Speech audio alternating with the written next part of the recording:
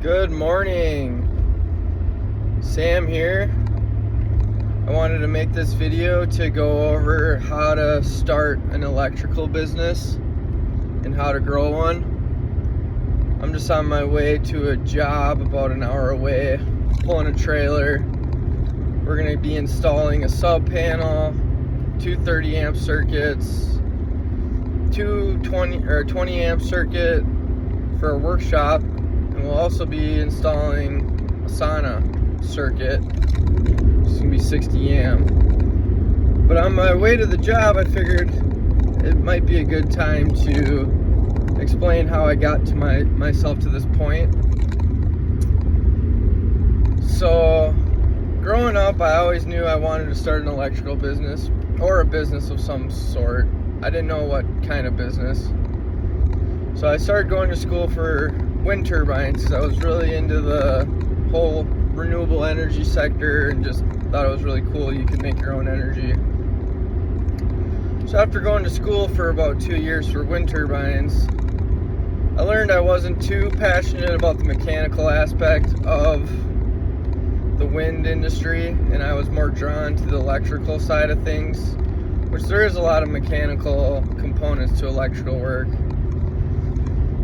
So what I did is I started working in a factory overnights as a maintenance mechanic, where I learned plumbing, electrical, pneumatics, mechanical, repair and maintenance.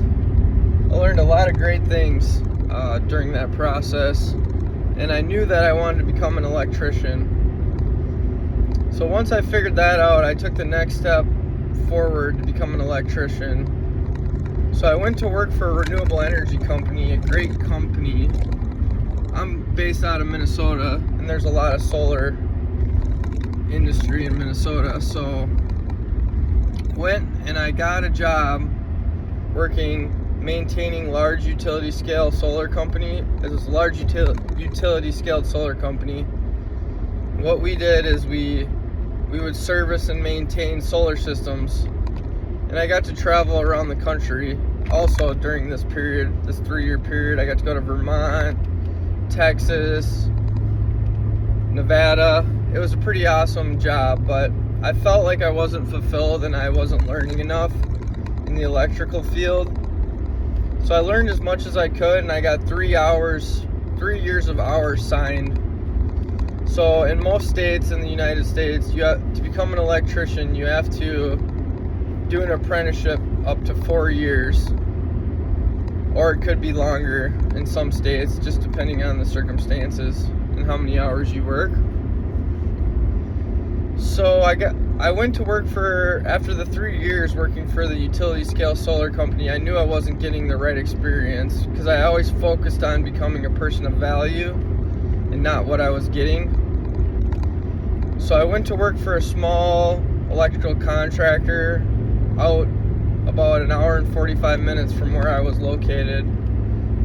And these jobs that this contractor had were located everywhere throughout the state. I did a lot of traveling, but I knew it was only going to be for a year and a half to get my license, my journeyman license. So I got the hands-on experience, and I got a lot of other experience, traveling and seeing how different construction jobs are ran, which really was beneficial in opening my business.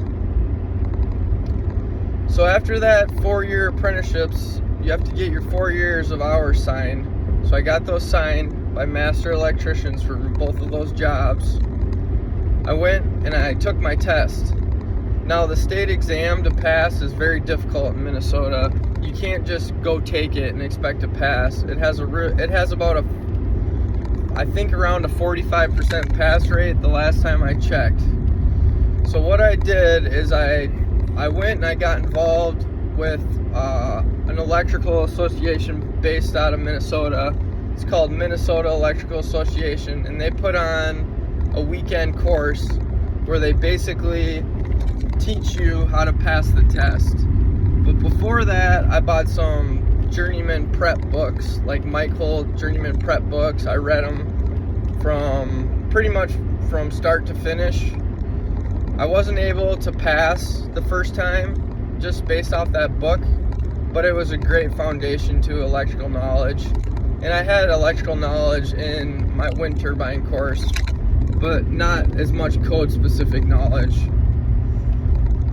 So I recommend to get a base book as you're taking your apprenticeship, just to get the basic theory down. I wasn't the best at electrical theory and Ohm's law and the calculations, but I don't think that's as important as knowing how to get to the code questions. That makes the majority of most states' tests from what I understand.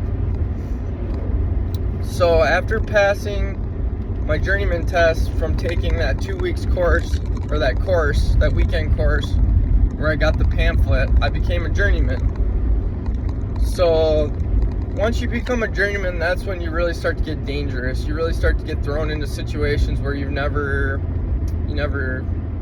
experienced it before, because as an apprentice you've always been kind of watched over, and that's how the trade is supposed to be designed, so you don't start a fire or do something that you're not supposed to do. So once I got my journeyman license, I moved away from the company that was an hour and 45 minutes away from my house, and I went to work for a solar specific company, and it was just based on installs. And what we did is we just installed the same system over and over and over again, and it was like watching paint dry, and it was just too high paced for me. Wasn't a big fan of working that job, because I just felt like my growth was in the first couple months there. You know, I grew and I knew I wasn't going to grow anymore, and I was just working for money, and I wasn't becoming a person of value working there. I just felt like a tool in a tool chest. So always keeping in mind about trying to increase your value as a person to the marketplace is gonna much overperform than trying to fit in a company and just trying to see what they're going to give you, because you know you're expendable to any company. That's just the way it is, you know. People come, people go. But if you just focus on making yourself a person of value, then that's going to always follow you. So that was my mindset to lead up to where I'm at today. So then I left, and I could take a couple of good things away from this company when I first got my journeyman license. I could take away hyper efficiency. You know, this company was super organized, super efficient, something like I never seen before, and that was awesome. That helped me a ton. You know, they say knowing what to do is not always as valuable as knowing what not to do. So I did learn a ton about efficiency, organization, communication, and just all this stuff that really benefited me. Like, I really now take such a emphasis on being organized and being efficient, even though I'm not the best at it, and I need to work at it every day, and you know, just stop the company's practices and just say, hey, we're going to stop and we're going to clean and we're going to organize the truck and trailer. That's super important to do at least weekly, or you know, as much as you can, because you end up losing parts. You end up going to get the same part twice. You know, you have the part in the trailer, but you're running for a part and you thought you had it, but you couldn't find it. So after I got done working for, let's call it company A, which was super organized, super efficient, I went to work for company B. You know, that wasn't the most organized company, that didn't have a plan all the time, and I really learned a lot of stuff in that scenario too. I learned, you know, I learned that being efficient, planning is an awesome thing. But I also grew from, you know, not having a plan all the time. I grew from not being efficient all the time, because I learned how, I finally got the opportunity to basically do what I wanted and kind of install it the way I wanted and to go about it. You know, it wasn't so rigid. I got to open my code book and figure out what size of wire we're using. I got to, I was digging in my code book more than ever, and that helped me grow a ton. I was basically designing the circuits. I would just get handed a piece of paper, one-line document, and they'd say, go install it. And I got a lot of opportunity to take training. We were doing a lot of Tesla installs, so power walls, inverters, Enphase, battery backups. We did some installs where we were totally off grid, where we had to go swap out systems that wasn't off grid compatible. Like, there was no utility grid in the system that we did. So some awesome learning there too. And then I knew that I was ready to move on eventually. I was the master of record for this company, and I was doing all the things on the electrical end, but I just wasn't fulfilled. I felt an unfulfillment, of not being able to be the owner of my own company. It was a great opportunity to basically use their company to learn and make some mistakes and make some awesome victories, on a large scale that I would have never been able to make or do, because our company, my company is a 3-person company right now. We're just starting off. We're in our first year of business, or our year and a half of business. We're doing quite good, I think. We haven't went out of business yet, and I don't foresee us going out of business, but it could happen. You never know. Anything's possible in the world of business. But so when you first start your business, the first thing you have to do is you have to register with the state. Let's get to the nitty-gritty about starting a business. You have to register with the state to start your business. You have to go get insurance. You have to make sure that the state sees your insurance, make sure they see you have a bond. I would highly suggest going to a lawyer and making sure that everything that you got set up is, bulletproof, that you are actually a business. You have to set up your tax identification if you're an LLC, an S Corp, or whatever you're going to be, a sole proprietor. There's a bunch of different options. So once you're filed with the state, you have insurance, you have a bond, you have your tax structure set up with the IRS, you can basically start a business. So then you're probably going to want to get something like QuickBooks. QuickBooks helps a lot with keeping everything accounted for. It's going to be really difficult for you to do the work, get the work, do the bids, and account for yourself. So it's always a good idea to have a partner or someone that can help you with the accounting, administrative side of the business. Oh, I didn't touch on this too. You have to become a master electrician in most states, or hire one to start a business. So after you get your journeyman license, you have to work a year longer, and you have to get your master's license. And then once you get your master's license, you can start your business, and then you have to send that into the state as well. So after you have that first initial steps of your business established, getting a lawyer and getting some type of contract is also a good idea too. It doesn't have to be huge, it can be basic. You need other things with business too. You need articles of organization. You need just certain business documents that a lawyer or someone that specializes in starting a business will help you with if you don't want to do all that research yourself. I did a lot of the research myself, and I did a lot of the formation of the business on my own just because I didn't want to pay for it, and I wanted to understand the processes of starting a business. So after you have all that started, now you got to get customers. I would say word of mouth is a great form to get customers, but it's only going to go so far. You're only going to know so many people. So what you want to do is what I've found is you want to get on Google, Bing, Facebook. I'm trying to build a YouTube following now, platform to help other electricians or just people that are interested in business or construction business, or just interested in electrical installs and what goes into them, or running a business. You want to get on social media and promote yourself and promote your business. So in my mind, I would rather lose money on a job than get a bad review for a customer.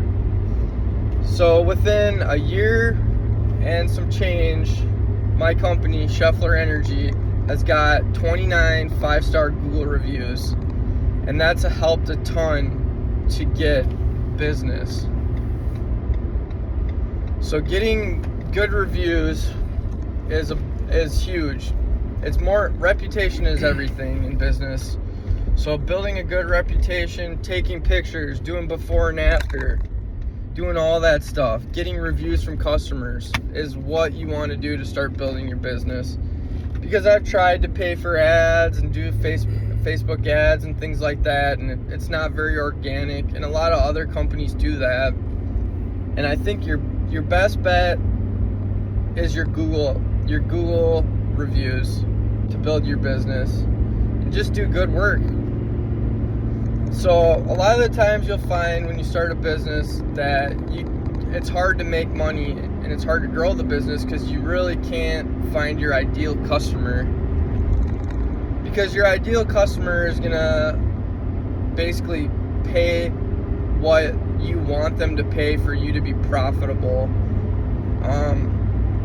So in my opinion, not all customers want great workmanship. They just want things to work sometimes, and for you to cut corners as much as possible and just install things, get in and out, and just make it work, even though it's not right. Which is a licensed electrical contractor, you're not supposed to cut corners. You're supposed to install things right in a workmanship manner. But a lot of the times, as you sure have seen, there's tons of electrical installs that are shoddy. The boxes are crooked, they're hanging off the wall, they're barely hanging on by a thread. Just a ton of code violations where you can bet that homeowners did a lot of the installs. Anybody can run a wire through the wall. It's not that difficult, but there's a lot of little nuances throughout electrical work to be able to make it safe and to make it correct. So finding your ideal customer is a great idea to have in your head, because every customer is not for you. As soon as you realize that every customer is not for you and not worth your time, you're going to be much happier. I've done jobs where I haven't made the money that I wanted to make, and I would have rather not done the job. I learned a lot from it, and I still make that mistake. I make that mistake till this day. It's really hard to get away from that mistake, and it takes a lot of suffering for you to develop the wisdom to be able to decline jobs, to always be looking for things. When you're doing a bid, you want to get in there and get out, right? But sometimes you want to spend the extra time and open things up and really look at things, because a lot of the times you'll give a bid, you'll get the job, you get on the job, and then you'll start opening things up and you'll say, oh wow, I didn't realize that. That's gonna increase the cost of this job. So when you're bidding, I would say be personable, be really friendly, but also realize that people will waste your time. They will get your bid just to compare your bid to other people's bids. So the other thing I'd like to go over is location. If a bid is located an hour away and it's a small job, it might be worth it to decline the job. But also, you always learn from going. You don't know until you go. A lot of times you go to people's houses and you're just gonna fix some little thing and it turns into $5,000 to $8,000 to $10,000 because they need a service upgrade. They need all these things. When you first start doing jobs, time and material is a great tool to use. It's the fairest tool for the customer and the contractor, but it doesn't always work out good for both parties. A flat rate pricing is better sometimes, especially with service upgrades, for profitability. So I encourage you to try both of those methods for bidding. Although I think in the greater scheme of things, you're gonna make more money with flat rate pricing, and then you definitely want to factor in, things that are gonna slow you down. Don't try to win every job. Don't try to win every bid. That's what I've struggled with in the past, with doing mental gymnastics in my head with, I need to lower this price to get this job, or this customer is going to think this price is too high. I mean, in the end of the day, you have to understand operating a business is super expensive. You have insurance, you have payroll tax, you have vehicle maintenance, you have tools, you have materials, you have all the time that you spend to just keep the business going on. I have to spend 16 hours annually biannually for my building license, which I keep a building license for solar that correlates with my electrical license. So that's 32 hours in training that I have to take, which it's even more hours than that if you do it online. It takes a long time. Plus the fees just to keep your license current. So you have to just eliminate the thought of being an employee when you're starting your business. And don't listen to people. Don't let them set your worth. Don't let them make you think that you're greedy. It's not true. You're not greedy. You have to take care of the people that work with you, and you have to charge accordingly. You have people that are working with you. How are you going to be able to be generous with them and serve your customer with the utmost greatest product? If you're worrying about the price that you charge the customer, then you're just going to be doing sloppy work. You're going to be cutting corners. You're going to be getting in and out. So today I'm going to a customer, and I'm traveling about an hour away, and this customer is what I would like to describe as my ideal customer. I met with him. He wasn't sure exactly what he wanted. He wanted a couple circuits, and I did my best to educate the customer. In my opinion, don't be a salesman, be a teacher. Because when you try to teach your customer about what they need to accomplish what their goals are on their electrical installation, they're gonna appreciate you that much more than just trying to sell them something. I see this all the time in the solar industry, where people just try to sell them things, and they basically try to bamboozle them, in my opinion. And I don't want to be a salesman. I want to be a teacher. I want to have integrity and, install something as best as I physically install it. I'm probably not the best installer in the whole world, but every installer I strive to do is a 5-star install. There's always going to be someone better than you, but if you are just not rushing through the job, you're slowing down, you're checking everything, I give a lifetime workmanship guarantee on all my installs. You know how many electricians out there do that? Very few. I've been in brand new $1 million homes where I've found things like open splices in the attic, where there's not even a junction box, and they splice it open in the attic. And this a homeowner that has $1 million brand new house on the lake, he'll call the company up or the builder and tell them about it, and they say, we only have a 1-year guarantee on your electrical install. And I just find that crazy, and I don't want my name on anything like that.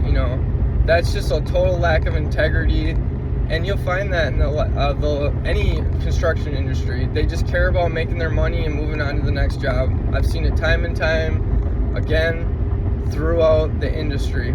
So if you can just focus on building integrity and always just doing the right thing, even if it's going to cost you some money, it's going to pay off in the end. Your business is going to blow up because people are going to pay thousands of dollars more for you to come in because of your reputation. Once you have a bad reputation in the construction industry, you won't have repeat customers. You won't have longevity. So that's some of my advice, my initial advice about starting a business. You're going to want to find good people. You're going to want to keep good people. So you're going to want to pay them more than the going rate and treat them good. When you first get an apprentice, you're going to want to invest in them. That's going to help you because they're going to feel valued. People want to feel valued and like they're growing and that you're not just using them as an expendable person. You know, they want to feel like they're growing their career as long as they're working with you, and that you're going to help them, accomplish their goals. It's kind of a partnership with bringing on new people. So that's my first initial video of starting a business. If you have any questions or comments, please leave them. I'm happy to answer them. And just know it's going to be a struggle. You're going to be stressed out a lot of the times, but it's so rewarding starting a business and being able to do the things you can do when you start your business, because you're just, every day is a new opportunity to learn and to grow and to help others. So that's what it's all about. So thanks guys for checking in, and if you have any questions about electrical work or you want an installation, I'm based out of southern Minnesota, located in Faribault. You can reach out to me. My company's name is Scheffler Energy. That's SCHEFFLER Energy. You can find us on Facebook or Google. We're based out of Faribault, Minnesota. So hope to hear from you guys. Have a blessed day, and hopefully your goals are being worked on today.